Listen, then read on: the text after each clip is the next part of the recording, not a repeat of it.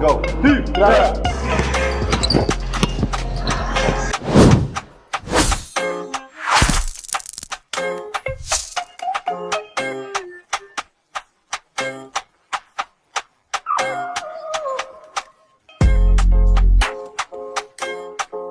Stop.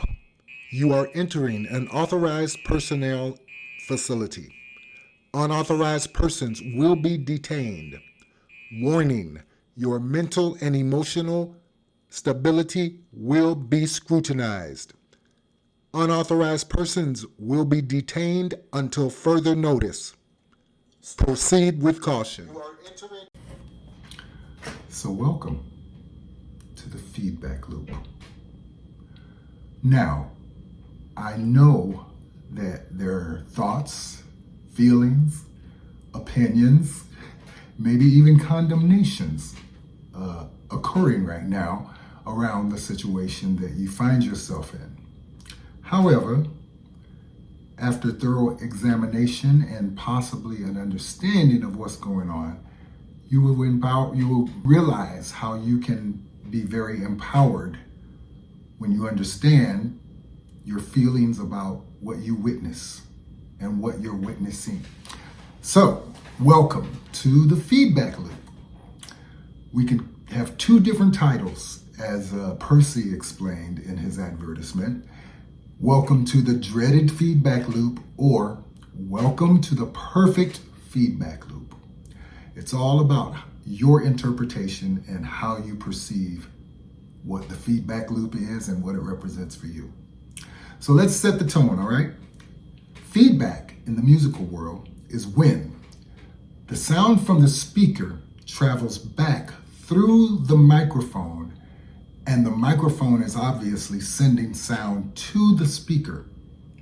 So now you have a loop that actually creates that really loud sound that you hear, that screeching sound. Yeah, and if it continues, well, if you're standing too close, first of all, you'll lose your hearing. But if it continues, it would bust everything up. The speaker would break the speaker and everything. That's the power of something actually feeding on itself. So, the feedback loop in our experience is this. Your perception gives you a sense of your reality. Now, notice I didn't say it interprets, or it's a sense of what you think reality is. It brings you comfort. It makes you feel secure. It satiates the mind's need to know, in spite of the fact that you might not know anything about what you're experiencing. But you are responsible for interpreting it. That's all you know. So, with that said, if you leave your house and you have feelings of apprehension, you don't feel safe, the world is a dangerous place, you have to protect yourself and all these things, chances are you'll come home and you won't feel as good as you felt when you left.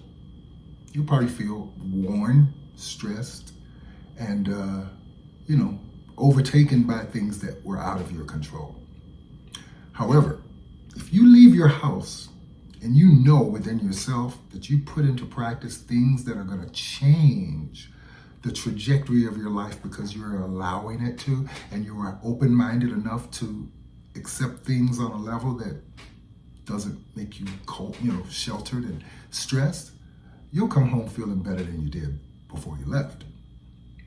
So, as we look at the feedback loop and we start getting understanding of the fact that you are in control of a little more than you think when it comes to your life. Because as you perceive things, as a man thinketh, so is he. As you perceive things, these are the things that are the building blocks of your life and your experience. A lot of people have this experience. They go out and they do something and they start making progress and it starts to get traction. And next thing you know, they're feeling good, and all of a sudden, a car breaks down. A child gets sick.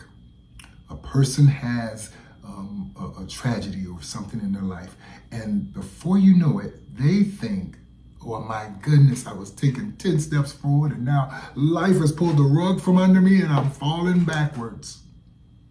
Because in their mind, in their feedback loop, they interpret loss or challenge as a bad thing. However, we are talked about the process. If you're engaged in the process, you might get excited and say, oh my goodness, it's working. Things are shaking up. I'm on my way to another level. I'm on my way. I'm graduating to a whole nother stage in my life because I understand something that I'm not a victim. We're not victims. We're co-creators. I'm doing this to establish a foundation for us because this is a two-part series. Tonight, we're talking about the foundation of what a feedback loop represents. And if you know your role in that and you strap yourself in really tight, you can actually enjoy the ride. So I have become aware of my role in my feedback loop. And I've chosen to get it to move in a different direction. Instead of feeding back into me information that I respond to and, get all uptight about, I decide to make my trajectory outward. So I'm going to give you a little idea of what that means. Life and love move in one direction, forward, right? We perceive time as moving forward. A lot of people think that history repeats itself. The events that happened in the past always come back around, and we can't help that. I beg to differ. I think that the reason that we are perceiving life repeating itself, or history, is because we're caught in a loop. We're caught in a system that brings us right back to feeling like we cannot control where we go, how things progress, or our own evolution. We have to break away from the primitive line of thought which keeps us at war with each other, which keeps us not believing that my brother is valid, my sister is valid in her understanding. We're bucking against life itself. The creation, the creator, the universe's role, love's role for us. We come here and think that we know better than that. We think we know better than God. We know better than love. And we say, this thing that's in my life doesn't belong here. Yet, it's there. You had nothing to do with it. So, instead of bucking against it, I think it might behoove us, or it might benefit us if we accept and understand and support exactly the same way we have been sustained, supported and loved. If I put anything out there that is going against the power of love, I'm going against myself. And that is where we get hooked on that, same old, the merry-go-round, the insane merry-go-round. And in life, the events, the people that push that merry-go-round, that promote that merry-go-round, and they make it go faster and faster, and you can't even get off. If you did, you'd probably hurt yourself. This is from, metaphysically, psychological standpoint. So my job for me is to take my role as a participant and a co-creator, not a victim.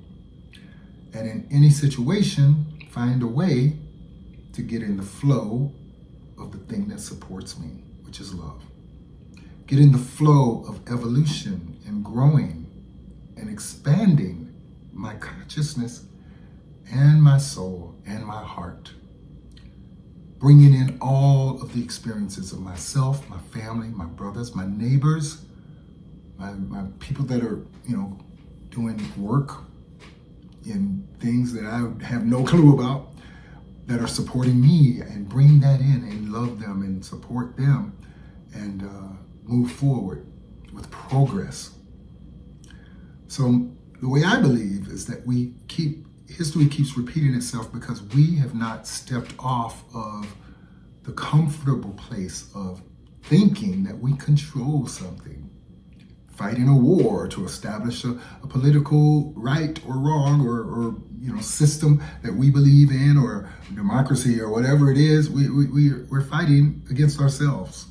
No matter which side of the coin you're on, if you're not in harmony with your brother and letting him offer what he offers, you offer what you offer, you're fighting against yourself. So it never works. So you go back through the loop and try it over again. But you don't ever change that thought pattern. What you think is important is important. And even if you compromise, you still have not let go of that thought. Instead of collectively, we can come up with a whole nother way of operating on this rock, in harmony with the things that are here for our good. But we're deceived, and we think that money, power are going to deliver us from that feedback loop. No, it's going to basically speed up the process of getting rid of the things that are against the process, the love. So we've talked about that, and I wanted to just lay that foundation, give you food for thought. You can agree or disagree. But for my life and for my world today, I have found that when I wake up and I give, whether it be information, whether it be a smile, whether it be material things, money, encouragement, what this program does, I am in line with what happened for me. Because what had happened was, and you guys probably read that on my Facebook, and what really happened is this, and we forget this so easily. We went through a day, and we went to bed, we went to sleep, and our bodies went into a state of homeostasis, and we slowed our heart rate, our blood pressure, kind of reduced. Some of our body temperatures heated up because that body went to work for itself. It started to heal itself with no involvement from you, as well as giving you the nourishment and the time that you needed to rejuvenate, recharge your batteries, and get up and try to do whatever you want to do the next day. You're free to do that. So when you're sleeping and you wake up the next day, what happened was you were in a state of homeostasis. Your body was we're almost like unconscious when we're sleeping. Some people sleepwalk and they don't even remember anything. We're dreaming, we're in dream states, we're free, and we allow ourselves to do what we need to do without any kind of concern. But the minute we wake up, we forget the fact that we're not plugged into a wall, we don't have batteries. I can wave my hand in front of my face. That within itself is a miracle that trumps all miracles. But we trade that in, and we actually take for granted the fact that I can breathe in something I can't see and live. I can drink something that's clear, and I don't even know how it gets here. I don't even know but it makes me live. I can have a system that synthesizes energy, water, food, feelings, and actually creates a whole nother thing. We can have procreation, sex, and bring a whole nother one of this here with all of the same tools and senses and feelings and what have you. So we forget the miracle of our existence. We forget the miracle of our consciousness. We forget the miracle of our faith. And we trade it in for stress, for arguing and fights and wars and material things and the illusion of fame, knowing that we're only dust in the wind. We're only here for a short time. And we're wasting it. And I choose to remind us, just as everyone that has come here to do that, your answers are within. The power that you take for granted so readily is within. But if you focus and your loop starts with cynicism, fear, anxiety, anger, you're probably not going to feel very positive about this message because you don't give it the weight that it really deserves. But I'd like to remind you that if you took the time, it doesn't take long, and was mindful of what your role is in your feedback loop, you'd start to see things differently, and you would start to have different results. So I choose to bring this offering to you all and give you the opportunity to examine it for yourselves. If you leave your home and you intentionally put to work and put to practice some of those things we talked about with the brushes, I'm pretty sure that by the time you get back home, you will feel better than you did when you left. A lot of people go, they leave, they do the 8 hours, they at the water fountain, they're complaining all day, first of all, because the feedback loop is, it's toxic. It just, encompasses everyone. So the energy and the collective consciousness, why wouldn't history repeat itself? That's a lot of power. But we've lost sight of that and we've forgotten that, so we just do it unconsciously. But if you actually consciously leave your home, mindfully take steps to get with the flow of what woke you up this morning, I think you get a different result. So you might want to try that. It's a little test, like we said. But tonight, we're going to introduce to you someone who is my new sidekick and roving co-anchor. She's going to be bringing in reports. She's going to be here talking to and helping me out with hosting the show. And she means so much to me. She doesn't even realize it. She's one of those people who has humility that they don't, it's a small self-importance. They don't really boast of themselves, and so wise that they don't even realize it. But I'm going to welcome her to the show, and I'm thinking you guys are going to love her. Ladies and gentlemen, please welcome Pankie the paintbrush. Hey, what's up? How are you? Hey, Shaman Yeah, I've Ray. been missing you. How's it going? We haven't talked as much.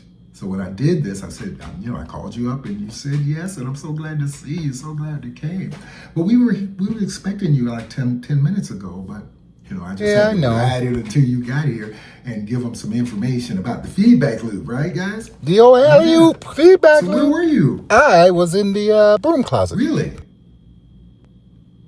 In the broom closet? Okay. Yes, sir. I'm gonna tell sirree. you something right now. What's going on? You don't go in there because guess what? Only things in there are cleaning materials, brooms and stuff. You don't do that kind of Excuse work. me, sir. I was hanging out with my friends. Friends? Really? Yep, my 6 friends. My friend Gremlins. Gremlins? What? Wait, Pankie, listen. You have 6 gremlin friends in the broom closet. Yes, sir. All What's right. wrong with that? Wow. Okay, yeah. Well, how did you meet them? Well, they would come around when I'm having a tough time, and Oh. I'd keep them. Uh-oh. I don't know about that, Pankie. Only when there's trouble and problems? Yeah, for the most part. Okay. And you keep them. Are they orphan gremlins or what? How do you No, get to keep nothing them? like that. They just don't have anywhere a to place, go. a home to go, anywhere to go? No, they're lonely, and I'm Really? lonely, so we Oh. stick together. I don't know. Interesting.